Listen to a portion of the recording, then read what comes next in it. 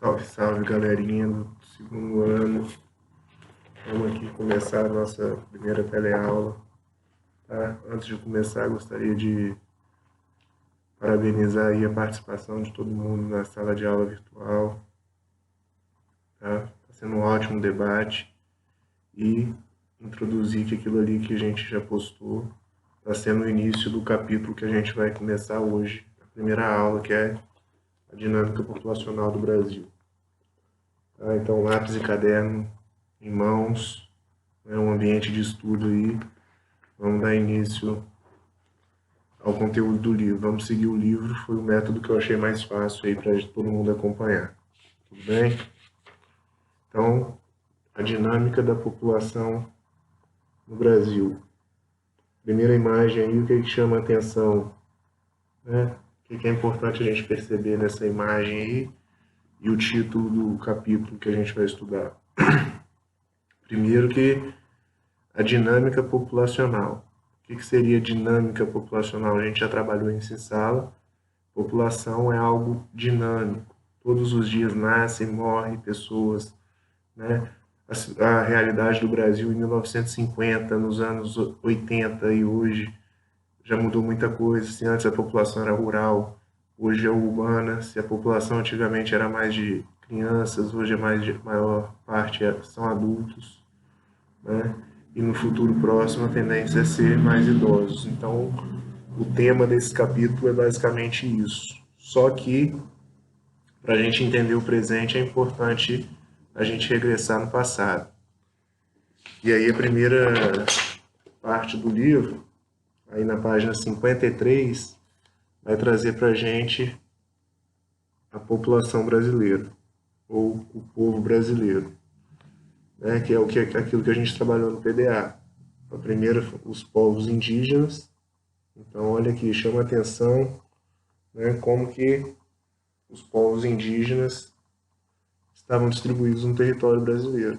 Então, os povos originários do território brasileiro são esses povos aqui, os indígenas, que, né, a partir da história eurocêntrica, europeia, que é contada para nós, que nós aprendemos desde criança, a gente esquece desse passado tão importante na formação do povo brasileiro, que são os povos originários. Nesse mapa aqui ele destaca apenas 1, 2, 3, 4, 5, 6, 7, 8, 9, 8, né? Principais grupos indígenas do Brasil. Mas no PDA nós vimos que são centenas de povos, correto? E que originalmente eles ocupavam o território todo, e hoje a gente viu lá na atividade que estão restritos, né? As áreas que foram transformadas em áreas indígenas. Caso contrário, também já estariam sem território. Então, o que é importante a gente perceber aqui, quando a gente vai estudar a formação do povo brasileiro? Que cada matriz étnica vai ter sua contribuição, né? E que no caso dos indígenas, essa diversidade de povos aqui não se resume a um povo índio, como a história conta. É uma diversidade de povos, de culturas, de tradições, de rituais que a gente viu lá na atividade e que grande parte dessa herança a gente perdeu ao longo do tempo. Essa história, a nossa história é contada pelos vencedores, no caso os europeus que conquistaram o território. Mas no Espírito Santo nós temos povos indígenas, vocês têm um professor indígena que mostra que esse passado também é presente. Tudo bem? O segundo mapa aí chama atenção para a distribuição dessa população. Hoje a gente vê a maior parte dela concentrada na região norte, Amazônia. À medida que a ocupação do Brasil se deu pelo litoral, grande parte desses indígenas buscaram refúgio na região norte, na floresta amazônica, na fronteira com outros países, tá? E no litoral, poucas tribos, não poucas, né, numerosas, mas porém pequenas. Tudo bem? Então, o primeiro povo aí que a gente tem que saber que vai constituir o povo brasileiro são os povos indígenas, em sua diversidade. Tá? Nós vivemos numa cidade que o nome dela é indígena, Guarapari. Todos os bairros, todos não, né? Mas grande parte dos bairros também tem nomes indígenas, Muquissaba, Perocão, Jabaraí, Setiba. Então isso é importante, né, na cultura também, que a gente vai herdar desse povo, que a gente viu lá dormir em rede, tomar banho todo dia, tatuagem, vários outros exemplos aí são heranças indígenas, tá? Segundo povo importante, etnia, que vai contribuir para a formação do povo brasileiro, são os colonizadores, né? Os europeus. No caso do Brasil, os portugueses, e no caso dos outros países da América Latina, Espanha, Estados Unidos e Canadá, né? Inglaterra e França, mas no Brasil, majoritariamente, os portugueses vão ter esse primeiro contato com os indígenas, que vai dar início à miscigenação, que é importante a gente perceber naquela imagem inicial do livro, do capítulo, né?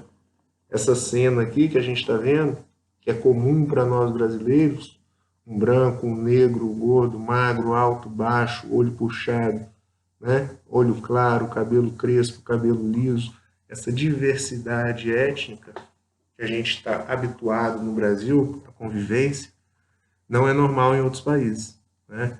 E muitas vezes a gente só percebe isso quando a gente sai do Brasil, que a gente entra no ônibus e vê que todo mundo é parecido.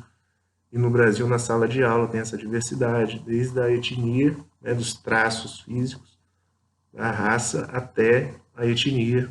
A gente já estudou essa diferença de raça e etnia, que envolve, é um conceito mais amplo, envolve a cultura, as religiões, tudo bem?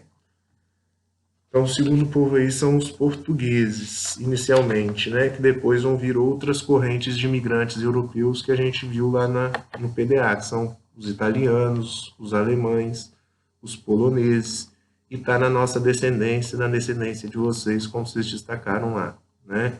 Só na nossa sala a gente tem descendentes de indígenas, a gente tem descendentes de poloneses, a gente tem descendentes de italianos, alemães, portugueses, espanhóis. Isso mostra como que o nosso povo é diverso, heterogêneo. Tá? Importante a gente perceber isso. E o terceiro grupo, né, que vai constituir aí a matriz étnica, são os negros, que da mesma forma que os indígenas, né, foram povos, como que eu digo, subordinados nesse processo de colonização do Brasil, né, vieram para o Brasil através de uma migração forçada para trabalharem como escravos e, a partir do contato com o europeu, foram batizados, nomeados de negros. Mas é importante a gente saber que no Brasil vieram negros, a África é imensa, né, um continente, que cada negro ali tinha sua, cada povo tinha sua cultura. E no Brasil vieram principalmente os bantus, né, que era principalmente do Congo, da Angola e Moçambique, e os sudaneses, que é da região da Nigéria e Costa do Marfim. Então, é principalmente esses dois grupos de negros que vieram para o Brasil, tá? Entre outros. E como a gente destacou, eles vieram para trabalhar como mão de obra escrava no Brasil. Correto? Então, essas três matrizes étnicas aí é importante a gente saber. O indígena, o branco, né, europeu, principalmente português, e o negro. Correto? Essas são as três matrizes principais que, a partir da miscigenação delas, né, vai formar o povo brasileiro. E aí a gente já trabalhou em sala, né, a miscigenação seria o que? O branco com o negro formaria o mulato, né, o negro com o índio, o cafuzo, e o branco com o índio, o caboclo ou mameluco. Essas são as três variações aí da miscigenação entre esses três grupos principais. A posteriori, depois desse primeiro momento da conquista, né, de 1500 até 1800 praticamente, por volta de 1800 o Brasil vai receber as primeiras correntes de imigrantes vindos da Europa. A Europa passava por uma crise, né, e também no período entre guerras, e vários europeus vão chegar no Brasil como imigrantes, também para trabalhar como mão de obra só que na agricultura, e uma mão de obra não escrava, né? Uma mão de obra agrícola, mas não escrava, diferente dos negros que vieram para trabalhar de forma escrava. E é importante a gente ressaltar, a escravidão no nosso país vai durar até 1888, legalmente, mas persiste ainda até 1910, e até hoje a gente tem casos de escravidão, né? O que mostra a posição do negro na nossa sociedade, que a gente luta todo dia para que isso mude. Tudo bem? Então isso é importante perceber. E, né, também os asiáticos que vão vir por último, né? Não só os asiáticos, como também os latino-americanos, os bolivianos, colombianos, peruanos, argentinos, e entre os asiáticos, principalmente os japoneses, que vão se concentrar principalmente em São Paulo, e no momento de sua vinda vão vir com a proposta com um projeto de trabalhar principalmente na agricultura para abastecer os centros urbanos, no caso São Paulo.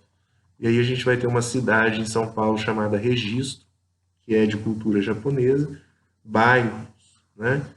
Bairro da Liberdade, principalmente em São Paulo, que é um bairro também que esboça a cultura japonesa, e uma diversidade de outras culturas ali, italiana, alemã, assim como no Espírito Santo é importante destacar. O Espírito Santo, quando a gente trata de população, de povo brasileiro, é um mini Brasil, né? Até hoje, no presente, a gente tem os indígenas em Aracruz, a gente tem uma grande parte da população negra, que no Brasil é maioria, né? E no Espírito Santo não é diferente. Também temos a tradição dos quilombos aqui no Espírito Santo ainda. A gente estava no litoral, então no Espírito Santo também tiveram muitos escravos e que fugiram das Minas Gerais para cá, formaram os quilombos. E temos uma gama, uma variedade de imigrantes que ocuparam o território do Espírito Santo, principalmente a região serrana, né? Domingos Martins, de colonização alemã, Santa Teresa, Venda Nova do Imigrante, italianos, temos em Vila Pavão ucranianos, temos os pomeranos aqui no Espírito Santo, que é um povo que o país deles já não existe mais, né? E eles estão aqui no Brasil, no Espírito Santo, em Santa Catarina, isso a 100 quilômetros de nós, Santa Maria de Itibá. Tudo bem essa primeira parte? Avançando aí no livro, agora a gente vai falar da distribuição da população brasileira. Tá? É importante a gente perceber aí como que ela está distribuída no território no presente. E para entender o presente, a gente volta no passado. Por que que a população brasileira está concentrada, em sua maioria, né? A maior parte da população brasileira está concentrada na costa do território, no litoral. Por quê? Né? As principais capitais, todas, com exceção de Teresina, todas as capitais do Nordeste estão no litoral. E por que isso? Porque a nossa colonização teve início pelo litoral, correto? Então, as principais cidades foram formadas aqui. E, consequentemente, maior concentração populacional. Tá? Além dessa visão do litoral e do interior, né, é importante a gente perceber o vazio demográfico na Amazônia, devido à questão da floresta, e também pela ocupação ter começado aqui. E é importante a gente perceber a formação de ilhas, né? Pequenos pontos que concentram grande parte da população. Se a gente pegar só São Paulo, só a cidade de São Paulo, a metrópole, né, que são mais de 30 municípios juntos, que conurbaram, se juntaram, a gente tem 20 milhões de habitantes. Ou seja, 10% da população brasileira vivendo em São Paulo, que não à toa é o estado mais populoso do Brasil. E a cidade está entre as 3 maiores cidades do mundo. Uma mega cidade. Mais de 10 milhões de habitantes. Tudo bem?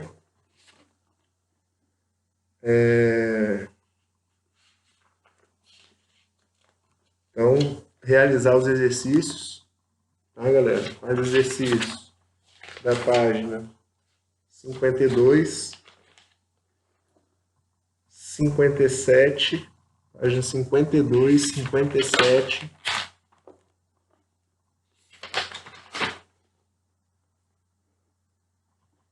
a 61. Então, página 52, 57 a página 61. Tudo bem? Na próxima aula a gente vai corrigir esses exercícios e falar da evolução da população brasileira através das pirâmides etárias. Valeu, é isso. Paz, amor e humildade. Até a próxima. Acessem o PDA e continuem o debate. Vou postar material novo. Valeu, galera.